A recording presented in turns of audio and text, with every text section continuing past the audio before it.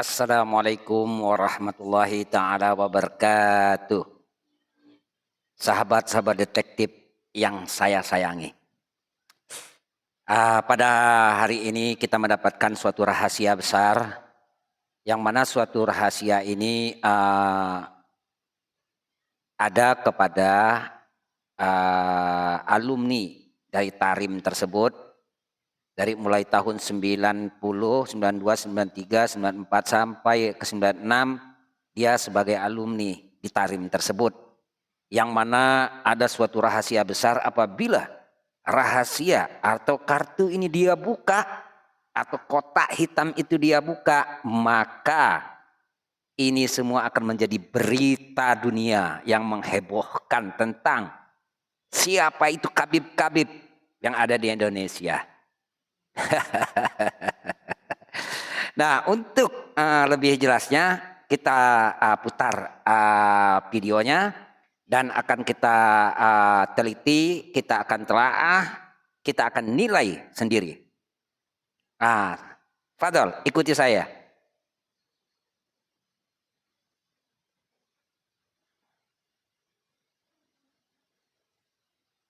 Tanpa dalil, Anda tahu tentang kotak hitam itu. Kalau kotak hitam ini kubuka, tanpa dalil, yakin tanpa dalil. Jadi nggak usahlah nyolek-nyolek aku, persekusi aku. Aku sih udah ingetin aja, jangan lagi seperti Aldo kemarin sengaja me-YouTube-kan untuk mempermalukan aku gitu ya. Ya aku sih masih santai aja selama dia masih verbal gitu, silahkan. Tapi kalau sudah fisik, aku akan katakan, aku akan buka kotak hitamnya, Bang, itu akan jadi berita nasional dan akan jadi pembicaraan nasional. Karena mereka sudah pada di mimbar, sudah pada di majelis, mimpin-mimpin majelis. Nah, ini seperti yang saya sering bacakan, Kang Citrun. Maka saya simpulkan, saya korelasikan dengan hadis itu, wa akhiru dzalika narun tahruju minal yaman. Dan akhir dari tanda-tanda kiamat itu akan keluarnya api dari negara Yaman. Itu menunjukkan Jadi apa? yang mau persekusi, tanya dulu sama teman-teman sejaman aku ya, yang tahun Sinare boy, tunggu. 96, 97, 98. Tanya dulu, ada rahasia apa? Itu rahasia itu kalau dibongkar itu aib sekali.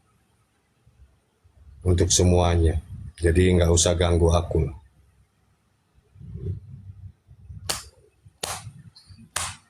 Kasih tahu itu Aldo. Jangan lagi mempermalukan aku dengan YouTube-nya. Kamu mempermalukan aku, cuman aku yang malu. Tapi kalau aku mempermalukanmu, habaib se-Indonesia yang malu. Percayalah. Karena itu luar biasa aibnya.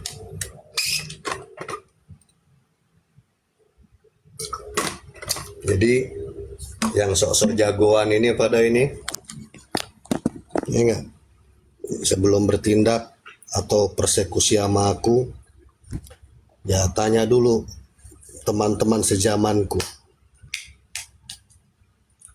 Mereka tahu.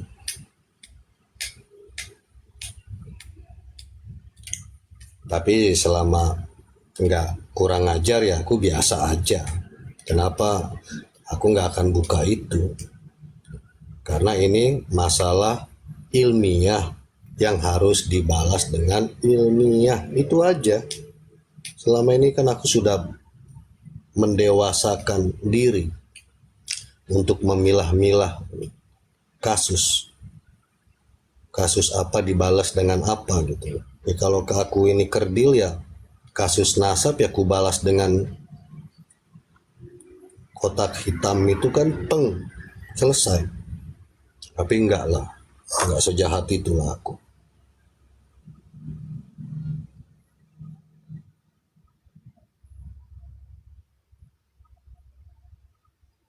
Kasih tahu Aldo itu, jangan mempermalukan orang seperti itu lagi. Aku masih maklumi karena dia nggak pernah ditarik.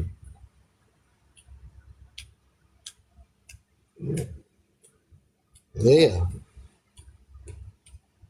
Kalau Habib Rizik tahu itu kotak hitam yang kubawa ini, bang, sujud-sujud itu Habib Rizik sama aku. Jangan sampai dibuka. Kenapa? Kehormatan. Taruhannya adalah kehormatanmu.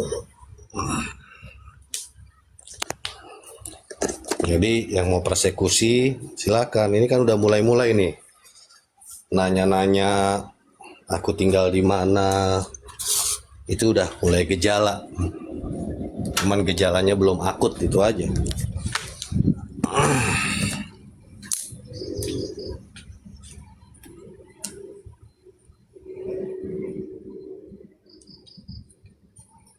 Makanya aku santai.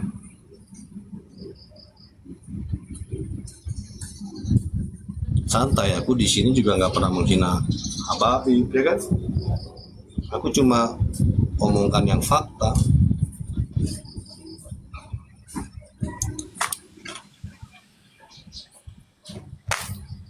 Tapi ada juga Kang Citrun yang memframing gini. Kalau Citrun ngomong jangan dipercaya, itu di komal-komal lah ya. Jangan dipercaya, dia ngomong bahasa Arab aja waktu sama siapa katanya nggak lancar. Framingnya Ya iyalah. gitu. Semua orang yang punya kebenaran selalu dibilangnya jangan dipercaya. Kiai Imat itu jangan dipercaya. Kiai Marzuki jangan dipercaya. Jangankan cuma kata-kata itu, Kang. Hadis yang saya bacakan itu mereka Bahar kan masih ditanya. framing. Kemarin Bahar ditanya, coba cari video aja. Kenapa nggak mengomentari nasab? Dia bilang, kamu mau menghina silakan, mau menjelekan silakan, mau menjatuhkan silakan. Saya nggak akan mendengar kalian gonggongan anjing. Nah itu kan, kita dibilang anjing dong. Cari itu video aja. Jangankan cuma bahasa manusia biasa, Kang. Hadis yang saya bacakan itu mereka masih framing. Ampun, hadis itu loh, hadis Di media sahih. sosial, ya biarkan. Tapi kalau sudah nyolek aku secara fisik, ya kurang ajar, apalagi sampai mukul, menyakiti secara fisik, aku buka itu. Citrun banyak ngomong, ya buktikan aja ente colek aneh. Kalau nggak pimpinan ente datang semua ke aneh untuk tidak ngomong, nanti kan nggak tahu. Yang tahu tuh orang-orang sezaman aneh. Ditarik. Aneh bukan benci mereka, cuman mereka ini udah kurang ajar.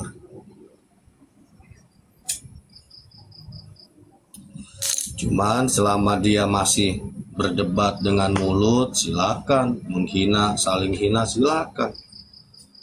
Yang penting aku nggak dicolek-colek. You mau nyolek siapapun silakan. Urusannya you sama mereka. Tapi kalau udah nyolek aku, Tuh, dengerin ya, pancing-pancing tuh, dengerin. Punya kuping nggak pancing-pancing? pancing-pancing tanya orang-orang yang sediaman aku. Ada aib apa? Wah, itu bisa nasional beritanya. Aku megang kotak hitam. Dan gak semua yang sejaman aku pun tahu. Tapi Habib Salim pernah ngomong, Les, aib, Les. Pernah marah Habib Salim. Salim bin Jindan. Salim Asyatir. Guruku. Wecing. Ringokne cong kupingmu cing. Di kuping ora cing. Ya, bilangin Aldo, jangan mempermalukan aku. Aku udah lihat YouTube-nya. Sengaja dia bilang sengaja akan mempermalukan aku. Tapi hati-hati, aku bisa mempermalukan bukan ente doang dong. Semua Habib se-Indonesia itu akan malu. Itu akan jadi berita nasional. Akan jadi fiti-fiti semua itu. Fiti semua orang. Dan akan jadi pembicaraan di semua pesantren.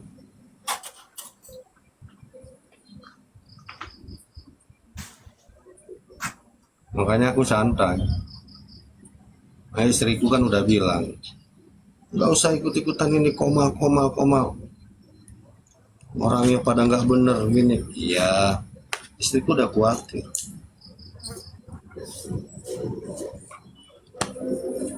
Tapi kan aku punya kartu as.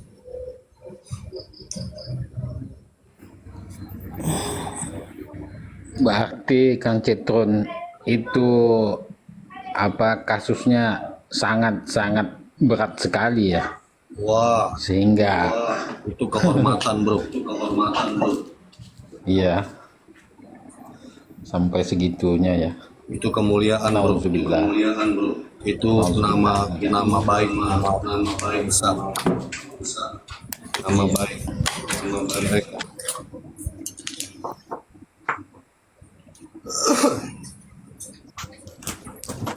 Jadi gimana Kang Citrun kalau dikorelasikan dengan hadis yang saya bacakan tadi? Gambaran kecilnya saja. Oke, saudara-saudaraku, sahabat detektif yang saya muliakan. Nah itulah tadi pernyataan dan kesaksian dari saudara kita Citrun, beliau alumni daripada Tarim itu sendiri, yang mana apabila suatu kotak hitam itu dibuka, maka ini akan menjadi berita nasional. Karena ini adalah tentang kemuliaan, tentang suatu rahasia yang sangat besar. Nah, sesuai kata firman Allah, apabila Quran ini kuletakkan di atas gunung, maka gunung itu kan hancur. Apabila kuletakkan di tengah lautan, maka lautan itu kan kering. Ini sangat luar biasa saudara-saudaraku. Barakallahu fikum. Assalamualaikum warahmatullahi wabarakatuh.